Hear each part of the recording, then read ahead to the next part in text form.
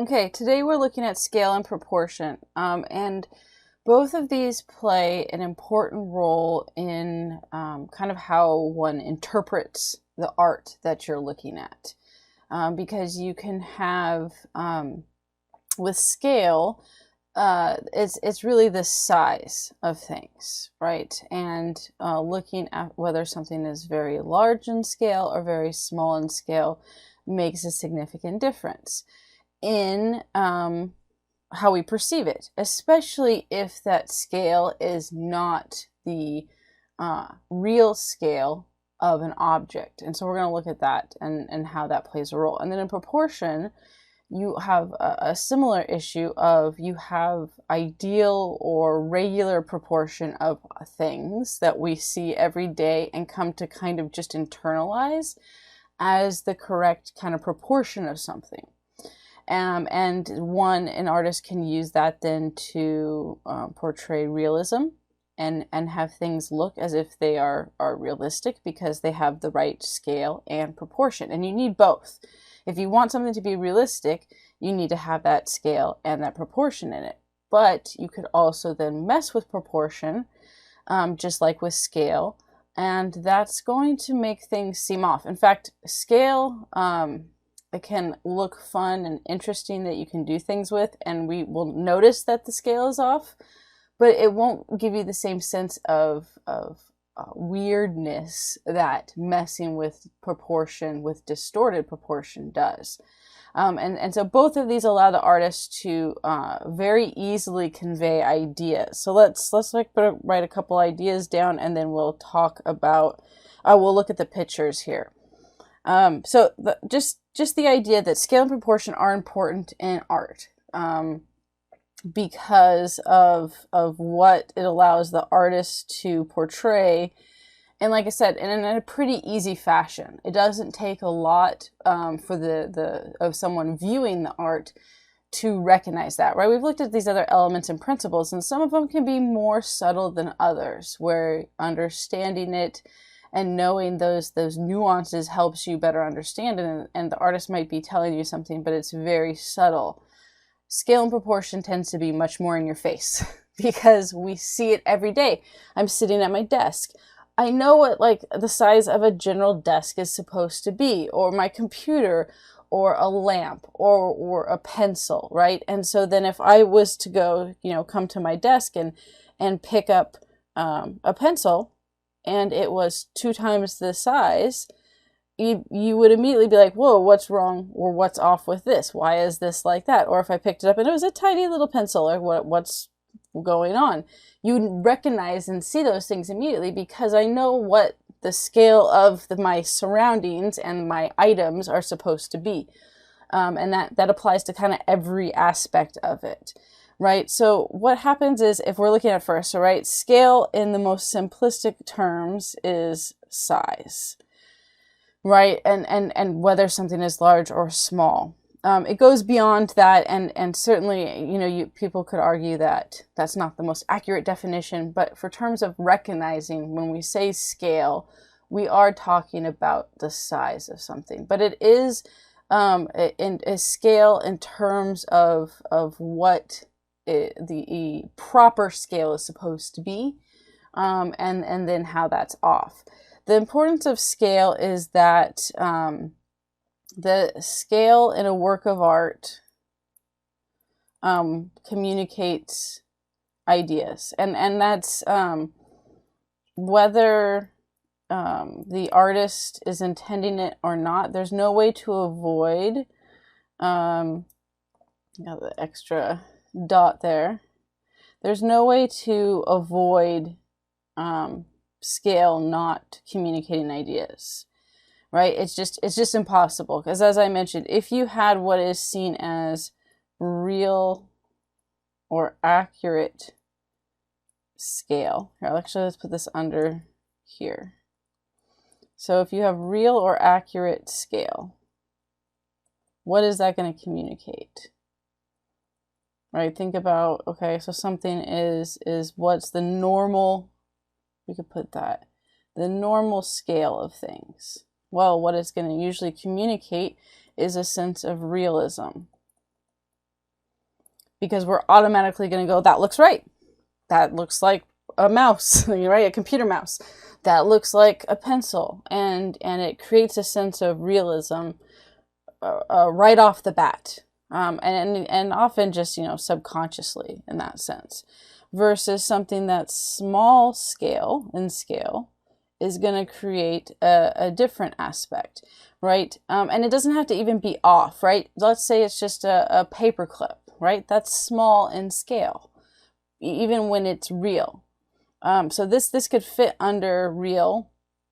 Let's put these under here too, because we're going to separate distorted in a minute. So small scale in the real or accurate scale does end up communicating intimacy. And part of that reason for that is it forces viewers of the artwork to come close to observe it. Right? And it also can create a sense of, it creates a sense of things being, I don't know how to say it, small and size, in the sense of that when something is small, when something has a small scale to it, it can seem more petite, it can seem more fragile, it can seem more vulnerable. So a sense of, we'll say fragility, right? You usually are more careful with small things because they're more likely to be broken. Now, large scale can, and the other thing, right? Small scale, often you can't, if you had a really small scale item, even if it was accurate size, you are not going to be able to have a large group of people view it at the same time, which is also what creates a sense of intimacy, because it has to be viewed in a more one-to-one ratio. But if you have something that's large scale or massive scale, right, this can be experienced by groups.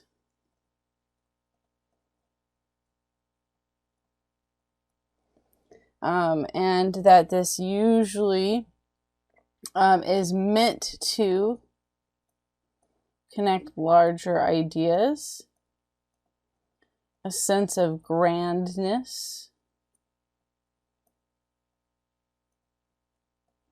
and strength is usually connected to larger size things as well. Okay, so that just in itself, right, within a real structure. But you also have other components of how scale can create meaning. And this is where it doesn't have to be real or accurate in size. So you could think of like a monument, right?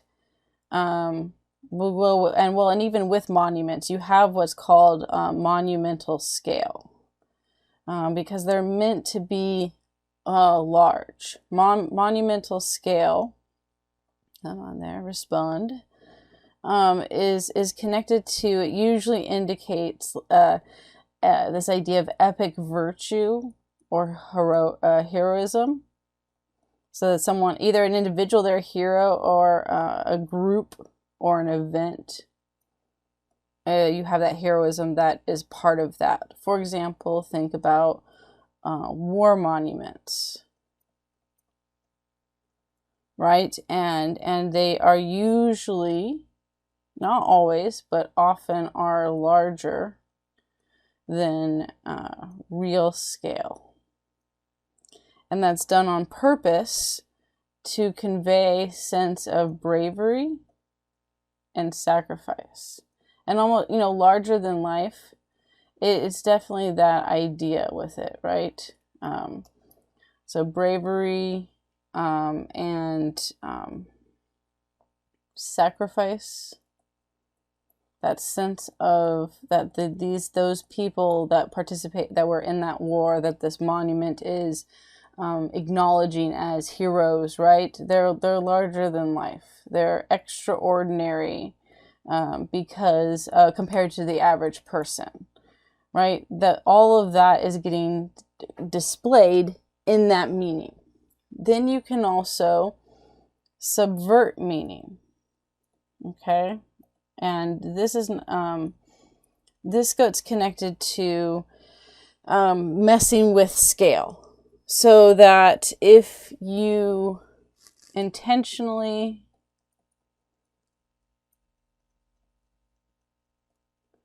mess with scale, with real scale,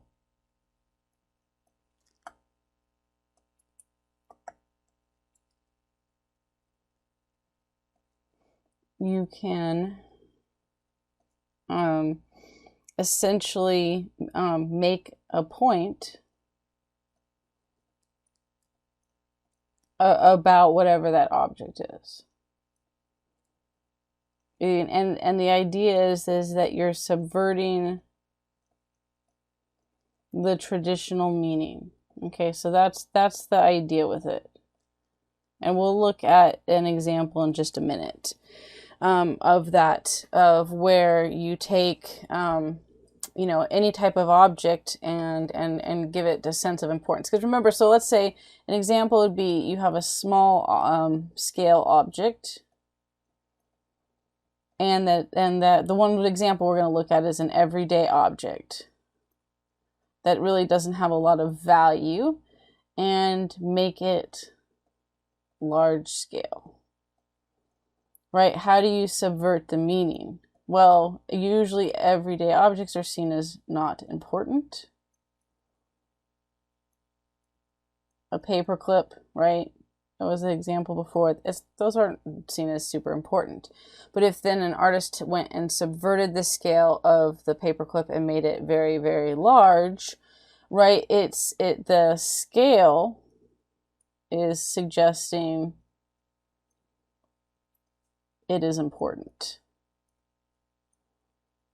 even though our knowledge of the object would suggest otherwise, right? So that's an example of subverting the scale in order to mess with your expectations. And we could put that here too, is that this usually messes with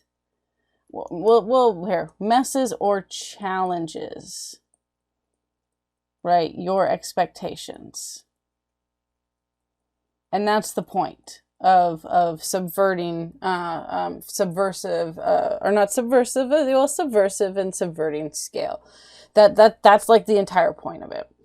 You can also have it have meaning in that's not subvert. Well, it is subversive, this other type of meaning, but the one I just gave you was like a lively kind of fun expectation of something that's right. That's not serious.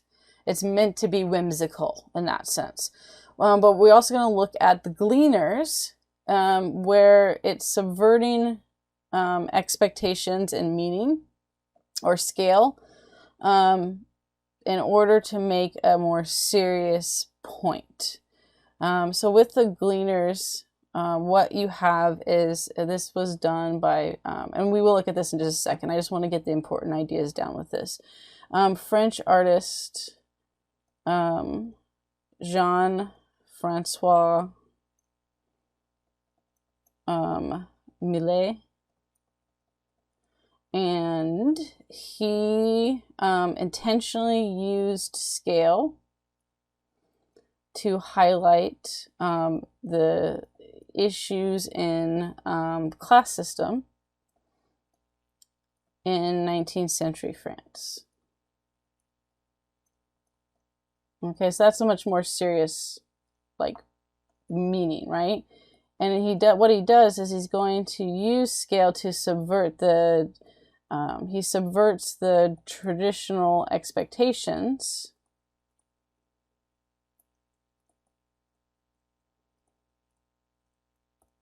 of importance. Specifically, this gets connected to the idea that the highest class people in France during this time in traditional artwork at this time, say French artwork, were larger in scale.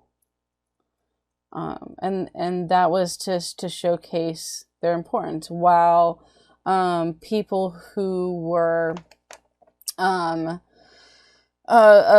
lower classes, right, were smaller in scale. And so what he's going to do is he's going to reverse that and subvert it to make a point about class system and ultimately how the lower classes are often overlooked and ignored. And it makes a really good point with that, so that you're paying attention to the women that are actually doing the work, who would have normally traditionally in French artwork and paintings during this time period be placed in the back where they're barely visible. And the wealthy landowners that were of the higher class would be in the front and be the larger in size. So there's three parts with this. There's going to be where we're going to look as the foreground, where we're going to see the three poor women pulling really the last of the harvested field, the last remnants of, we'll say, an already harvested field.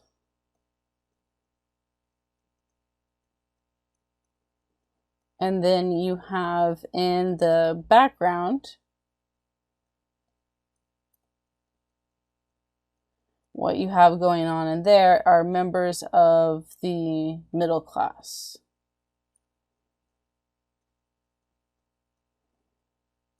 And they were harvesting the straw.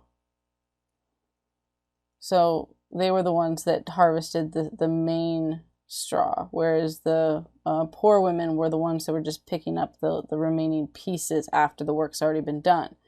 And then in the upper right, furthest away from everything and the smallest scale, you have a man on horseback.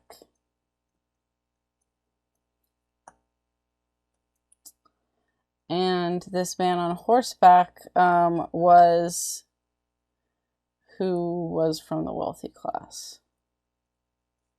Potentially the landowner, or at least someone of high estate who supervised. Okay, so in traditional, right, French paintings in the 19th century,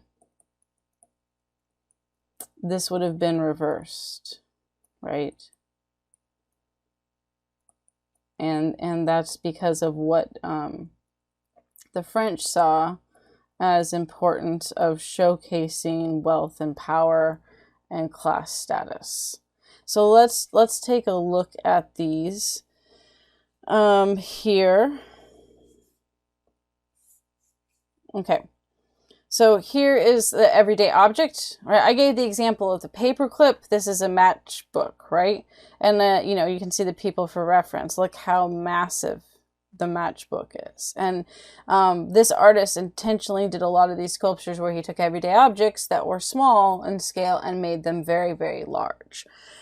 And because the sense of scale of something massive like this is usually meant to imply something important, it was meant to somewhat mock and make fun of that idea to a degree, And make fun of that sense of importance of large scale stuff. But you could also say show the importance of everyday objects, right? Things that are often overlooked and that we wouldn't expect to see this size, and say, hey, these things are useful. These are things we use all the time, and yet they're often seen as trivial and ignored. And so by making something massive in scale, you stop to take a look at it, to appreciate it, and maybe think, like how you use these items on a regular basis. And so then it's subverting the expectation of what you would have for this type of thing and what you would see in traditional art. It can also subvert the meaning of it as well, while also kind of making fun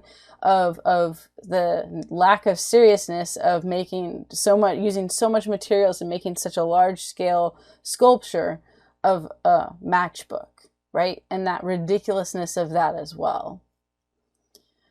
Then you have, here's an example, it's a picture, right? But that idea of having headphones, which are traditionally, fit into our ears, and then by using this small person, that's a little sculpture thing, figurine, that it makes it look massive. I mean, the headphone itself, one earbud is bigger than the person.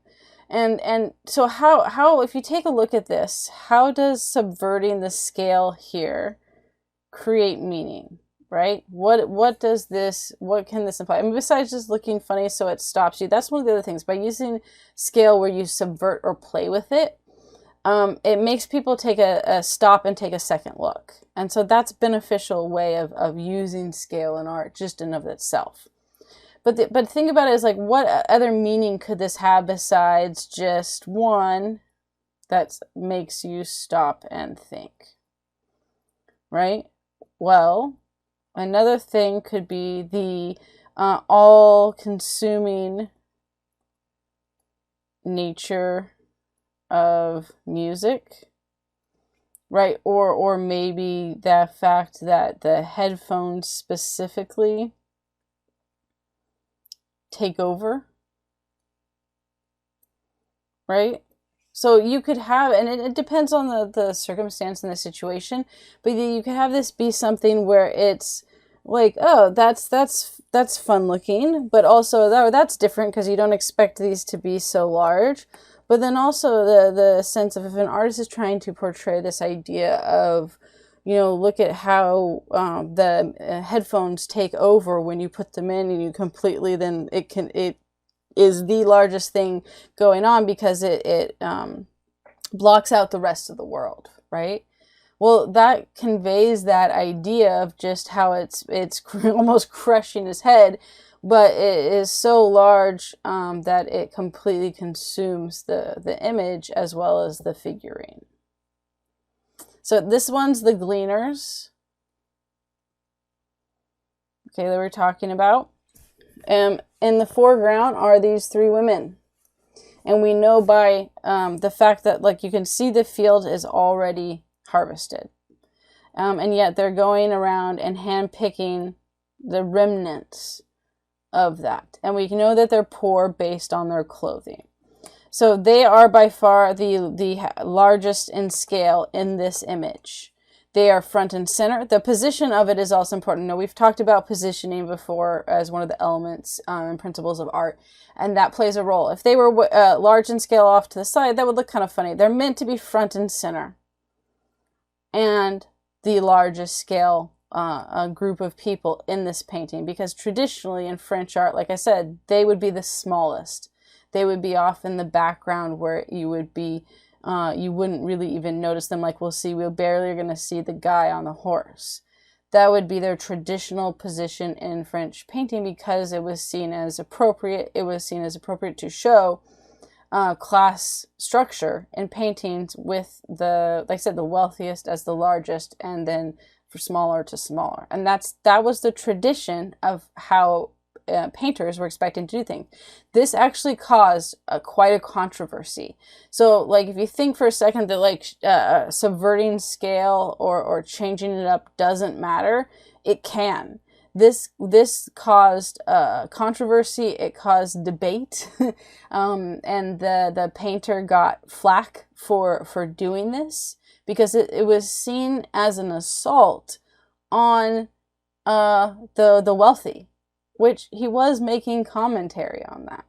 So I think that's important to recognize. This is why I really like this painting. I think it's a great example of scale and how scale provides meaning, but also just how you really you can use scale to be super effective in that meaning.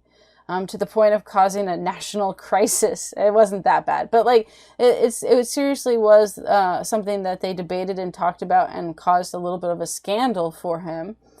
Because of what he was challenging by doing this, which for us, I think you kind of look at this and go, that seems like such a small, simple thing that shouldn't cause people to get upset. But because the class system was so important in France, it did, right? So scale matters. And the meaning behind scale matters and is often easy for us to pick up, even if I didn't give you any of this information. And all I asked when I put this up and said, who's the most important people in this painting? You're going to pick those women because they're the largest in scale, right? We just naturally, that's what we're going to go for. And so that alone, that idea that they were the most important people in this painting was what pissed people off in France. But we didn't have to know any principles and elements of art to know that internally, because society has dictated that for us. Small is less and insignificant often. Large is important and valuable. And so with that in mind, that those connections are inherently attached to scale, our artists can play with that to either use it to say, I want them to be, this thing is naturally large because it is important and I'm going to keep to that scale, or I'm going to subvert scale to highlight a specific idea that's in opposition really to its traditional meaning. Okay, the next group of people that are in the background are members of the middle classes. Right, and they're harvesting, they're the ones that harvested the straw, right? So they're smaller, they were the ones that did the main harvesting, right? Because the gleaners are the ones that are gleaning and picking the small pieces that are remaining. And then in the very, very background, he's easy to miss, is the wealthy individual on horseback supervising the middle class. Like he's not even paying attention to them. Right, his whole focus is on this group of people who had done the major harvesting. Right, he even looks like he's pointing in that direction and looking in that direction. So they're ignored by both other groups. And like he's if you don't pay attention, you may not even see that guy because he's so small and you don't get any of the detail. Right, we get the detail, we get the style of their clothing, we get detail and features. You get a blurry image that is loosely a horse and a man, and you get a slight more detail on the middle class here, but the core focus are these three women, and so that's how you use scale to showcase that the idea of importance, the idea of meaning behind that. And this is this can also be connected to larger scale stuff in our work. Tends to get connected to figures that we're seeing of political, religious, or cultural importance, right? But instead, you have the three main subjects that are the larger scale as the lowest class. And so it ends up suggesting that they're backbreaking, and I mean it does, right, of the bending over and picking up these small little pieces. This what was seen as menial, slightly unimportant labor was actually something that should be acknowledged, should be recognized, and that's where that hostility front and reaction to this came from. Okay, we'll come back to hierarchical scale in just a second. That's our next one. So then you have what's called hierarchical scale. to C here. And hierarchical scale is connected to this idea of importance. And I mean, and just being larger is important too. But this is what hierarchical scale is, where you have a specific person or persons that is usually, we'll say usually because it doesn't have to be always, significantly larger than everyone else. Right? So this is not, they're not a accurate scale. It is a deliberate use of size to communicate a difference in importance, right? And that's what it's meant is to do, is that because they are larger than everyone else around them, and not because of position, and that's important too. A difference, communicate a difference of importance. So, and they're, we'll put that in here. They are not larger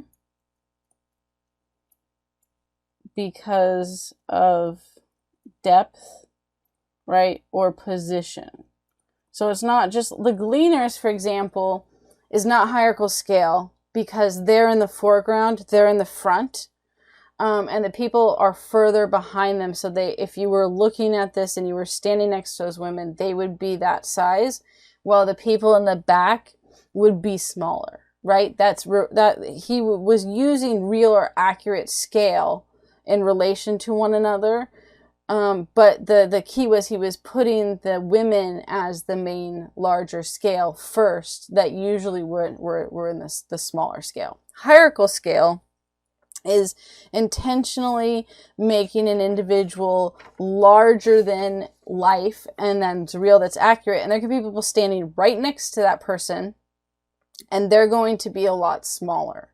And that was intentional to indicate their value. This was where we see this the most is in Egypt. Egypt used this a lot. They used this for their pharaohs.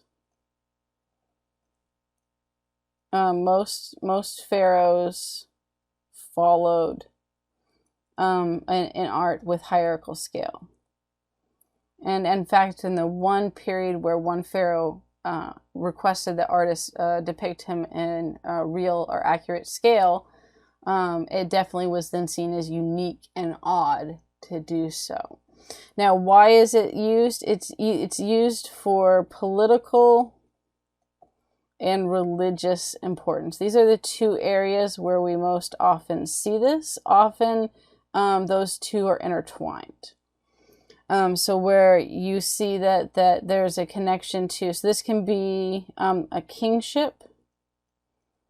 Kings are often can be shown as that. Gods. Religious icons. Right? Or in the case of Egypt, the pharaoh was both a king and in the state of becoming divine. So he wasn't quite a full god, but he would become a god when he died, and therefore was seen as above everyone else in importance and power, right? This also tends to invoke, we'll put it here, it creates a sense of power. Oops, not creates. Creates, come on, erase here. It never likes after I erase to want to immediately write. A sense of power and authority. Okay, so let's take a look. This one is from Mesopotamia, and we will come and revisit this when we talk about Mesopotamia. This is Naram Sin. And he was king of the Akkadian Empire. He was not a well-liked king. But see how much larger he is than everyone else? This is the, right? Clearly everyone else is this size. And they're right next to him. In fact, he's stepping on some of them. But he is significantly larger than everyone else around, right? Everyone else is at this scale. And then you've got Naram Sin at this scale. Why? Well, he actually was not only he had this commission to show that he was important and strong and powerful, and he was king. He also tried to claim himself a god. So you have the political and the religious tied together. In Mesopotamia, this didn't go over well because kings were powerful, but they weren't gods. In Egypt, however, this was the status quo.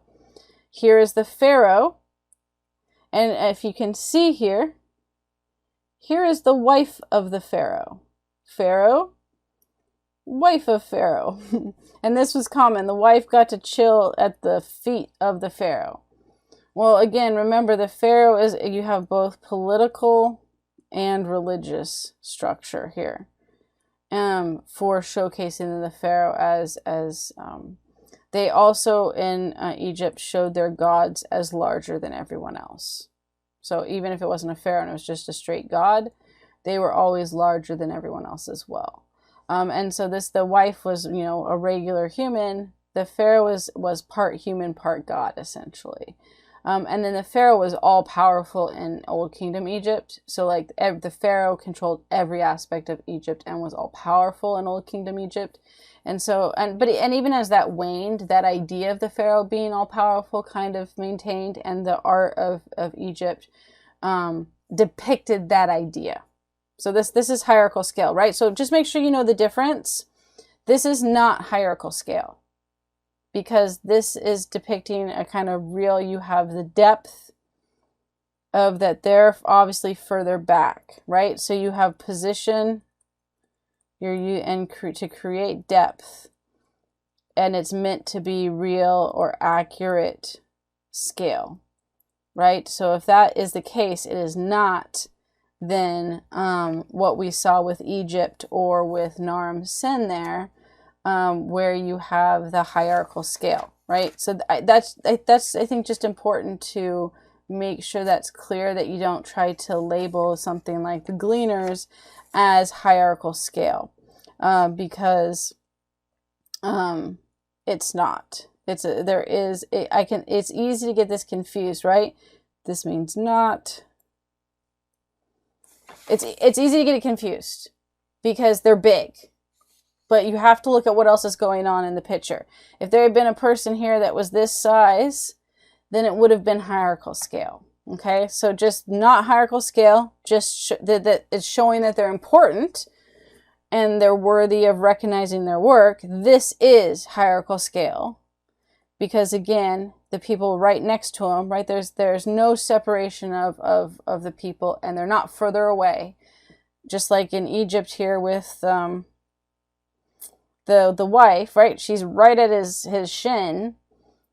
That's hierarchical scale. So that should be an easy way. If it's Egypt, if you see something that's Egyptian, it's hierarchical scale. That's an easy way to guarantee you get that right. If you see something in Egypt and it says, what type of scale is this? You can go, I know, I don't even have to think about it, hierarchical scale. But if it's not an Egyptian example, then you need to look at it from that perspective. Like, where is the rest of everyone else? So here is religion, right? And you can have saints, the icons of people, Jesus, God, right? Any of those are going to have hierarchical scale if it's there in a religious work of art, because again, they're meant to show more importance and power. They're more important because they're either a god or gods, or they have a religious importance that makes them of higher value than everyone else. So everyone else comes to here, and then you have Mary and baby Jesus that are significantly larger in size than the normal sized people or angels down here even. And that's intentionally, and it's meant to be, this one especially, but all of them, hierarchical scale is meant to be in your face. Like, if you miss, oh, clearly that's the person that's important, or these two people are important, then you're not paying attention at all. Because it takes very little effort to look at that and go, wow, they're much larger than everyone else. around them, right? Wow, that pharaoh, the here, is significantly larger than this woman down here, or this figure down here, if you can't tell, right, that it's a woman. That should be, hierarchical scale is never subtle. It just isn't. It's meant to be blatant and obvious that that you're seeing that. Okay, so then we're gonna get to proportion next. So proportion, yes, discard here. On 2, right? And proportion and scale can go together, as they both play, like I said, a connecting role. So proportion is the relationship between the size of different parts of a work.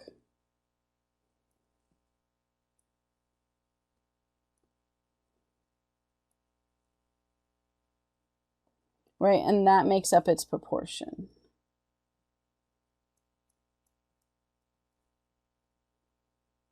So with this, the idea is that, right, that the most common with proportion is the human body, and we'll come back to that in a minute, right? But the idea that every part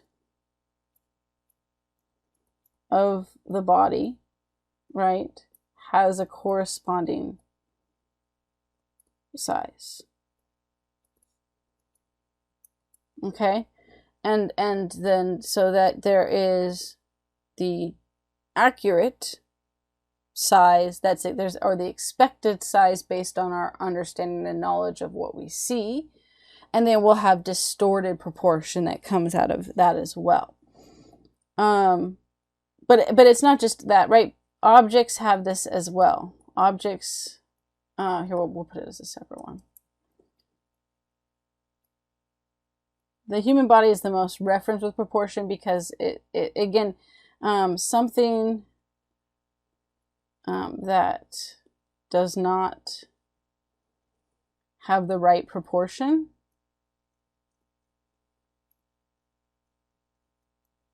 looks off, or awkward or unusual. We'll just say off or wrong. And this is why it's most talked about with human proportion, is because it's the most obvious when something's off. In objects, there's more leeway an artist has in proportion to not have it look off. Human proportions have to be, or animals, those living things basically, as animals and humans it's much easier to skew the proportion accidentally in an artist who's learning how to draw, and when they do, then it's going to look off or weird, or wrong. But if you have an object like a plate, because there's a lot of different proportions in plates anyway, it can be more forgiving. Okay, so just keep that in mind, right? Other objects can have what's seen as accurate proportion, but are more forgiving.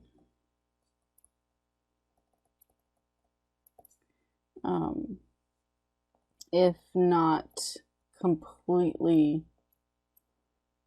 accurate,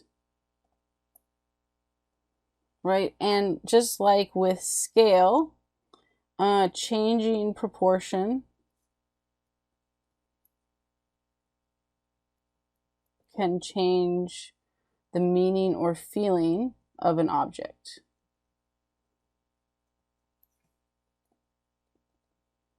Okay, so if we take a look at the vases, the diagram that way, right? Let's take a look at that and see how,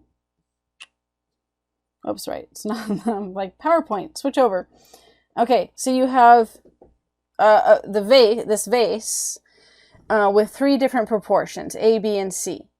right? So think about, look at, if this one is often what the vase would look like in proportion. If you make it to where the width is narrower, and that's all, the only proportion, the only element of proportion, right? Just as I was saying, proportion is the element of all these different parts, right? The height is staying the same,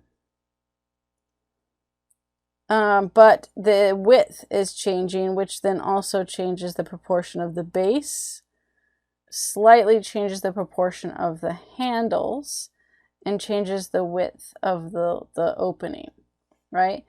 What's the difference in that one versus C, where the width is expanded and the height is significantly shortened, right? And which then impacts every other aspect as well, right? So if you look at these compared to, like, say A, well, I will call the original, right, and certainly in balance, right? If you look at this, why this is often the traditional one is you have a nice balance. Although the other ones have the nice balance as well too, but if this is the it's just a narrower type of balance. But if we have this is the expectation, okay, this is the real or accurate, then how do these changing these proportions change? Well, one, this is often looks stout and sturdier, right? This is going to look more elegant, but also more potentially fragile or delicate. That tends to be something that happens when you mess with the width in a proportion, right? That you have this meaning and idea behind this, that things that are shorter and wider are going to be stouter or sturdier. They also, this is going to come off as more fine or elegant, right? Whereas this is going to come off as more cheaper, often, not always, right? This is not 100%, or certainly more rough. And that's just because of our expectations of what the original looked like. And then what we have an expectation of things that have less width versus more width, and less height versus more height. And this tends to come off of just simply how things have been portrayed in society. Now, if you have this is definitely culturally related. We're going to look at, with a human proportion, how different cultures structure different ideas about proportion. Okay, so it's certainly coming from our culture. These are the standards that come with it, but that doesn't mean that other cultures sometimes wouldn't say that this would be seen as the elegant way. So you do have to know what the cultural context from which it's coming from, to, if you're really trying to understand the meaning behind proportion as well.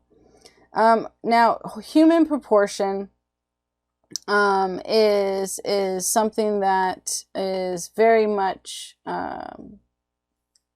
has to be specific, and there's an expectation that there are specific proportions in the human face and body that are pleasing to the eye.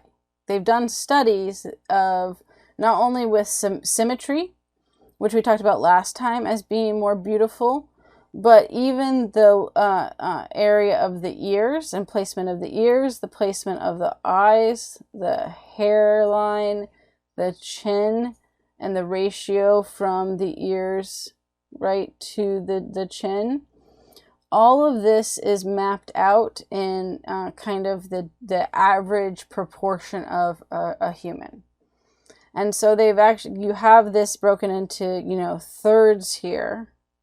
Oops. And so here you can see where they've broken up, where this is in the first half, this is in the first fifth, 1/5, 1/3. And the idea of where the eyebrows go, where the nose goes, how far the nose goes out from a side profile, where the eyes are in relation to the ear, where the ears start and end, right? That all creates what's going to be seen as an accurate proportion. And so what's interesting with the human, and we'll come back to that one in just a second, with the human body is just how precise, right, it almost has to be to seem accurate, and or maybe not accurate, but ideal, right? So there is what's called the ideal human form. And this connects to the face and the body. Okay, and we're going to look at those, but this is culturally based, right? There are cultural components of how this comes out. But if you have very carefully chosen proportions, it can be more pleasing to the eye, especially based on our expectation of what is considered beautiful, what is considered attractive, right? And what's interesting is that even objects are often within proportion given human body part names, right? So, for example, the vase, right? If you take the vase example, the different parts of the vase are often called lip, hip, foot, and that these proportions, right, determine the attractiveness of the vase. So that's interesting, like that we often connect body parts to objects in terms of that, like the table has legs, the chair has legs, and that's then seen as that certain proportions in tables and chairs on the legs are more visually appealing than others. And there, it also can, of course, you can have disagreeable ones as well. So if we look at Egypt, they actually measured the human size by the palm of a hand. So by the palm of the hand as a unit of measure.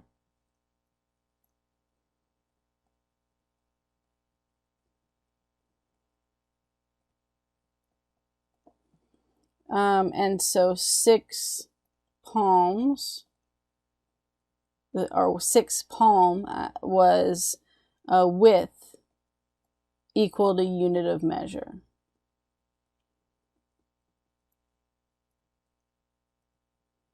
But palm was meant the actual like hand. And this was called, what it was called was a cubit. All right, and then they averaged and said that the average height, oh, what did that do with that? Was weird. Of a man was 4 cubits.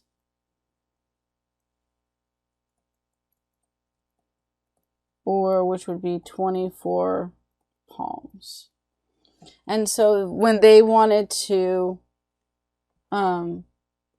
what they saw as accurately depict the size of a human, when they weren't doing the hierarchical scale, they used that measurement. We'll look at that one in just a second. We'll talk about ancient Greece too. We'll talk about the 3 cultures. We're just giving a snapshot because we're going to look at these more detail when we get to these societies. So in ancient Greece, you actually had mathematicians that basically investigated the visual arts.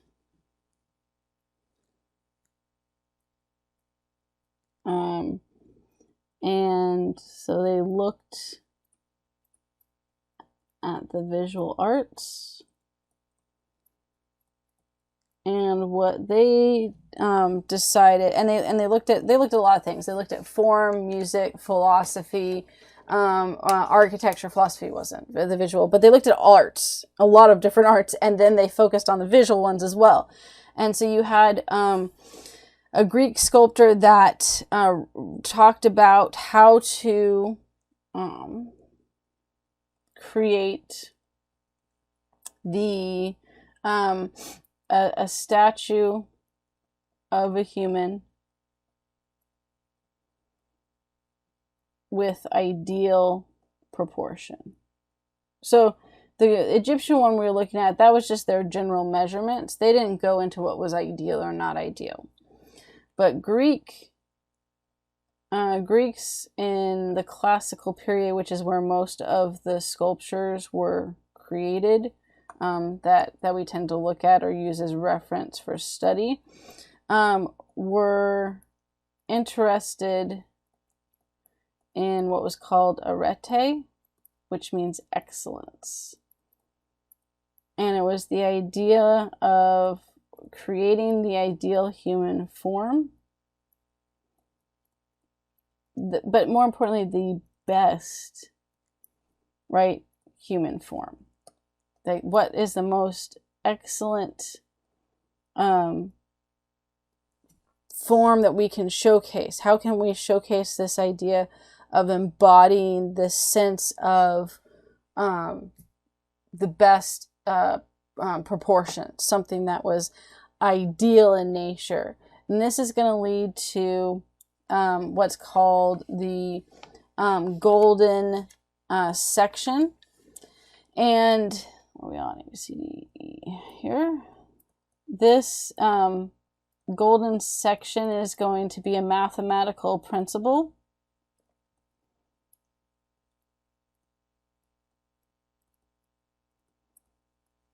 In the proportions for not only people, but in objects and architecture. And the belief was that if you followed the mathematical, the math principles, it would produce the best and ideal form, right? That was proportional. Again, we're going to look at these just a second. I just wanted to do the 3 cultural examples that I had, and then we have Africa. And in some parts of Africa, you had these sculptures, these African sculptures, and they were specifically of usually of rulers, but it could be of or wealthy people. But they were all people of high class, and a lot of the times they were rulers. What they preferred was to show status and individuality as the ideal. So what this meant is that the proportions were not about figuring out the ideal for the entire form. They were not realistic, because that was not the goal, right? Or idealized in any way. Instead, a lot of the African sculptures, you had an emphasis on the face and head to communicate status and their destiny.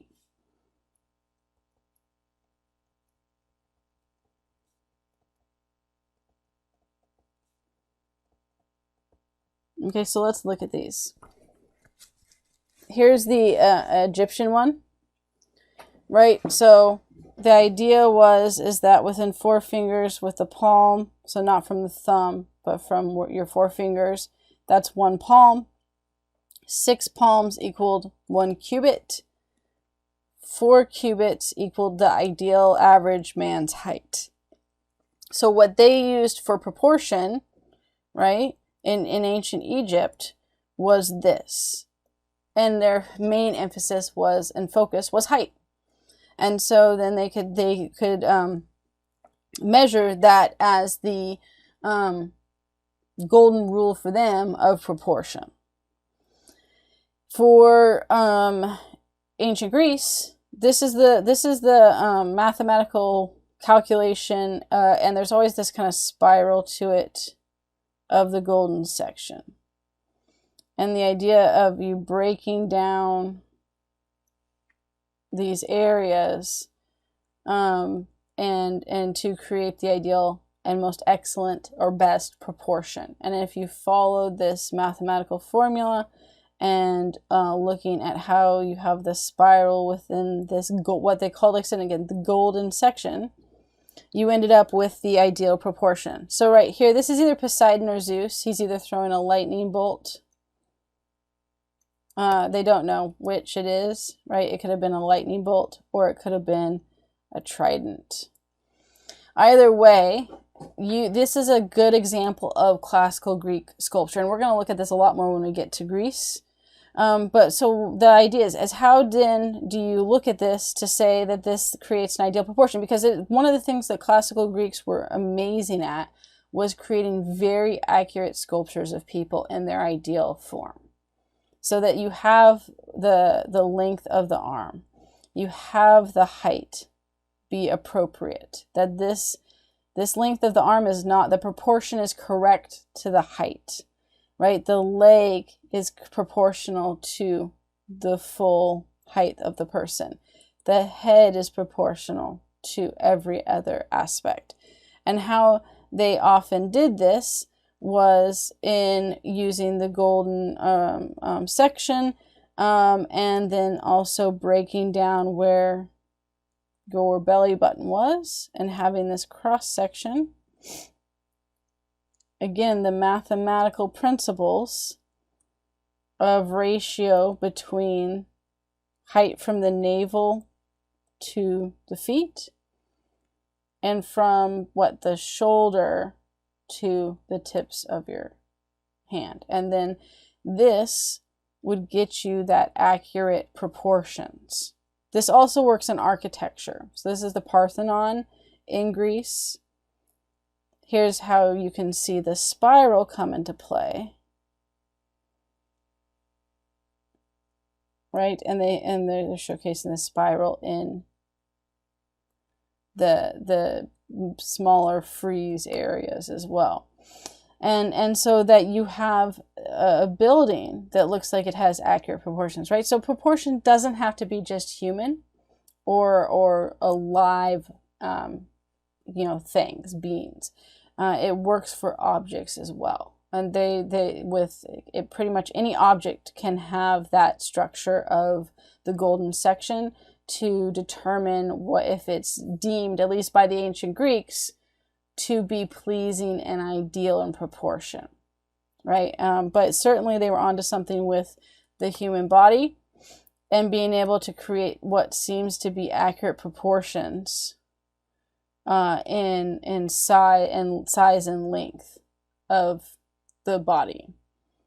And then lastly, you have Africa here with the African sculpture. So we see, right, this person looks short in terms of, it's not meant to be realistic, right?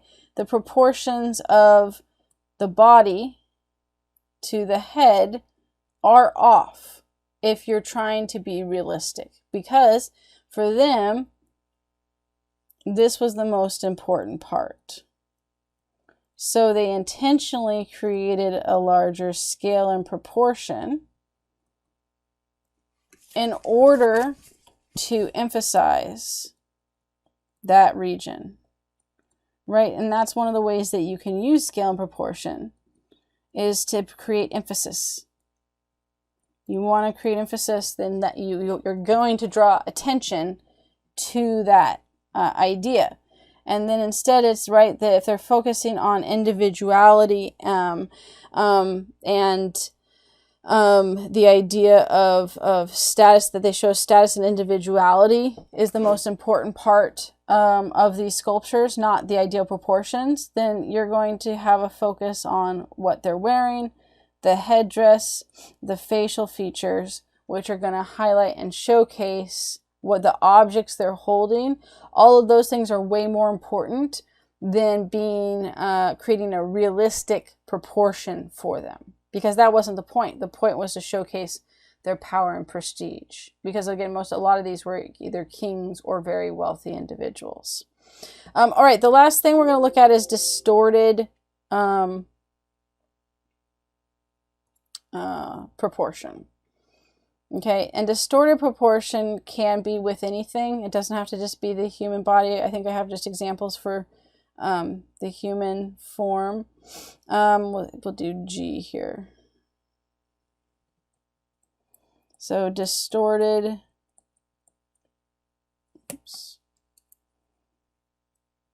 proportion. This is where an artist, just like with scale, intentionally creates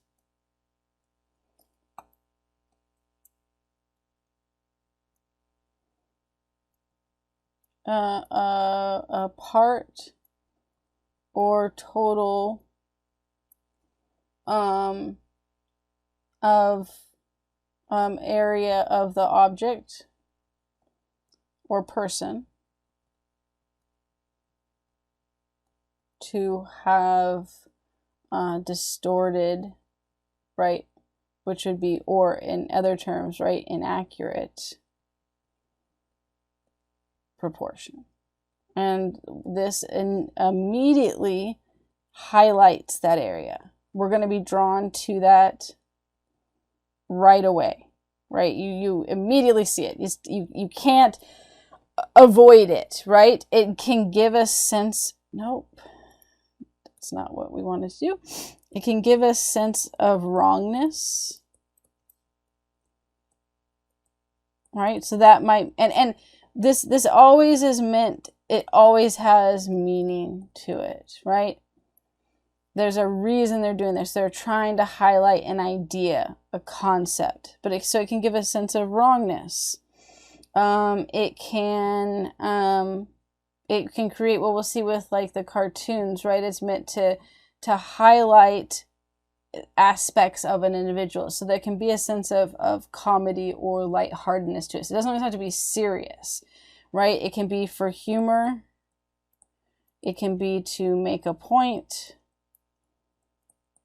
It can be to highlight an idea.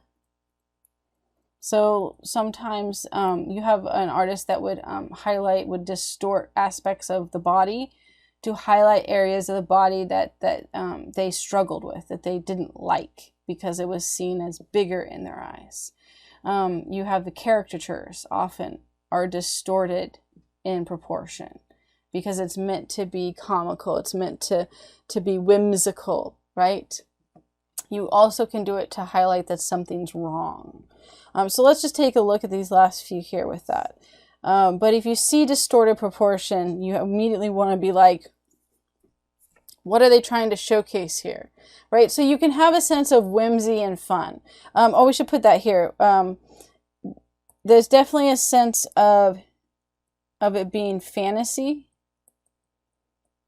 is often connected to this, or even kind of a sense of illusion or otherness, right? There's again, distorted proportion can have a lot of different meanings. So you have it is not as obvious as scale is in your face of what's there. But one of the ways to show, because it gives a sense of that something's off, is so if you have a fantasy or sci-fi and it's an alien planet, one of the things you could do is distort our traditional expectations of proportion and then it's gonna look wrong, but it doesn't mean that this is necessarily a serious painting. It can be based on this idea of a dream, and that's often connected to it too. They're connected to dreams. They're also sometimes connected to the drugs, and the idea of being kind of not in the right mind, to where it gives you this sense of just everything being weird and off. Or it can be whimsical and fun, where it's meant to be comical in nature. That's the caricatures. Or it can be, like I said here, right, you immediately see this part of the face is distorted proportion. Just like you immediately saw with the elephant, that the legs were distorted proportion. And so, you know, what's this? It's almost like this is zoomed in, right? That you're getting a zoomed view with this style. Now, it doesn't have to be. There's another one where it's a sculpture of Jesus, and it's after he's been crucified and he's been taken down from the cross, and I think he's being held by his mother Mary, and he's the proportions of the body are way off in terms of like the neck, the arms, and it was meant to imply a broken and damaged body, right? Because that's what you focus on. So it can be very serious. It can also be very whimsical. Here you have it where where it almost looks like it's zoomed in. You have the normal, or, you know, kind of accurate, what we expect proportion. And then on this other side, you have this zoomed in. This almost, what it reminds us of now, right, is like the camera lenses, where like the fisheye, or some of the other lenses, where it distorts our proportions. And artists can use this to highlight an issue, to suggest a concept of looking at the idea of beauty, right? That's often used this way. Again, one artist used it to highlight areas of the body that people had problems with and they struggled with, that they saw as bad or wrong. And the sense that in their warped view of how they saw themselves, these things were amplified. So there's a variety of ways that this can be done. Here's a caricature of an actress, and she was on Seinfeld, and she's on or was on Veep. I think it's canceled now, it's over. So she was on Veep too. Right, it's a caricature. So this is distorted completely, but it's meant to be in a fun way. It could also be in a cruel way. They do have caricatures there. But if you go sit down at a street artist and have them draw a caricature of you, they're intentionally distorting your proportions, meant to be fun, meant to be clever, meant to highlight a characteristic or aspect of your features that they're pointing out, right, in a way that's meant to. And again, if it's from a street artist, usually it's meant to be fun. In these caricatures, can it be mean and meant to be hurtful? Yes. And so that, I think the whole idea of proportion is that ultimately it can be used in so many ways to highlight an idea. And it's just about paying attention to it and looking at what is the intent of the artist. How are they using it? Why is that what they're focusing on? I think that's the important question here. Why? For both, for scale and proportion. Why are they using that scale? Why are they using that proportion? What's the purpose? Because there's always a purpose. And at least in that part, it's in your face.